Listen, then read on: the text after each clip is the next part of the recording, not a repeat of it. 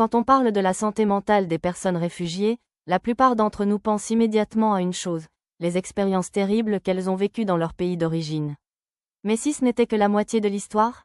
Dans cette analyse, on regarde de près de nouvelles recherches scientifiques pour comprendre les véritables causes des souffrances psychiques. Et ce que l'on découvre pourrait bien changer ta façon de voir les choses.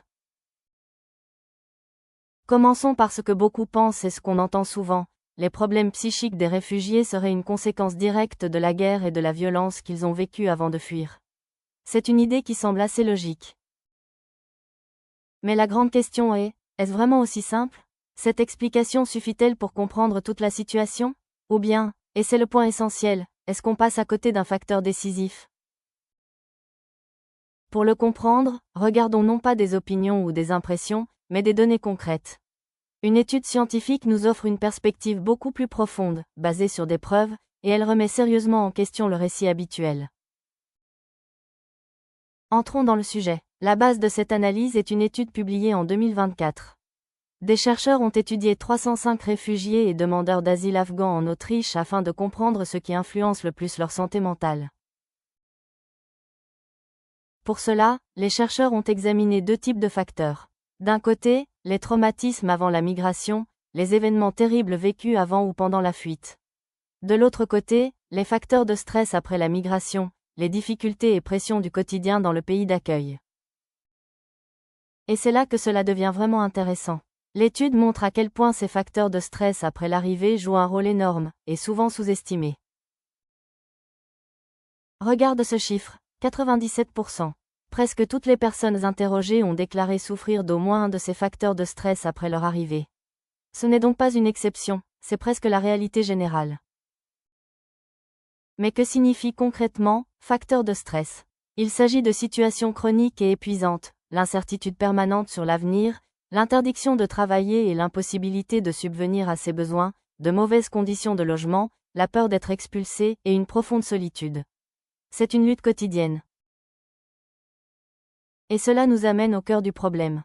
Une citation de l'étude résume parfaitement la situation. L'effet négatif des difficultés quotidiennes dans le pays d'accueil est plus fort que celui des traumatismes de guerre.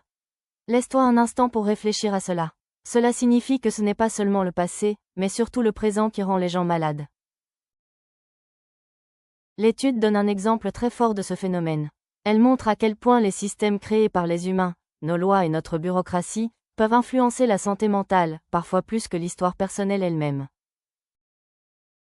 Pour le comprendre, regardons deux groupes. D'un côté, les demandeurs d'asile qui sont encore en procédure et vivent dans une grande incertitude. De l'autre, les réfugiés reconnus, qui ont déjà un statut de protection et donc plus de sécurité et de droits. Les résultats sont frappants. Parmi les demandeurs d'asile, plus de 60% présentaient des symptômes d'anxiété cliniquement significatifs. Chez les réfugiés reconnus, ce chiffre était nettement plus bas, autour de 45%. Le statut juridique fait donc une énorme différence pour la santé mentale. Et pourquoi cette différence? La réponse est très claire. Elle n'est pas liée à l'origine ou à l'ethnie. Le facteur décisif est le nombre de stress liés au statut juridique. Les demandeurs d'asile vivent avec beaucoup plus d'incertitudes, plus de restrictions et plus de peur, et cela se reflète directement dans leur santé mentale. Nous arrivons maintenant au point scientifique le plus important de cette analyse. L'étude montre non seulement que le stress rend malade, mais aussi que le stress après l'arrivée aggrave fortement les traumatismes du passé. On peut l'imaginer ainsi, le traumatisme du passé est comme une plaie ouverte. Le stress dans le pays d'accueil est comme du sel versé sans cesse dans cette plaie. Elle ne guérit pas, la douleur devient plus forte. Le graphique de l'étude illustre très bien cet effet.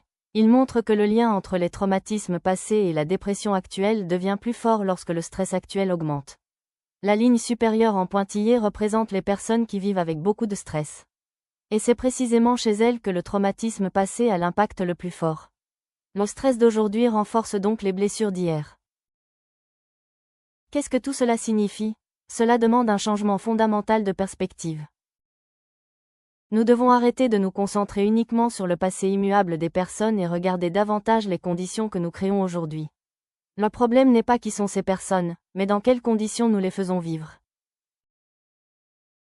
Le point central est donc le suivant.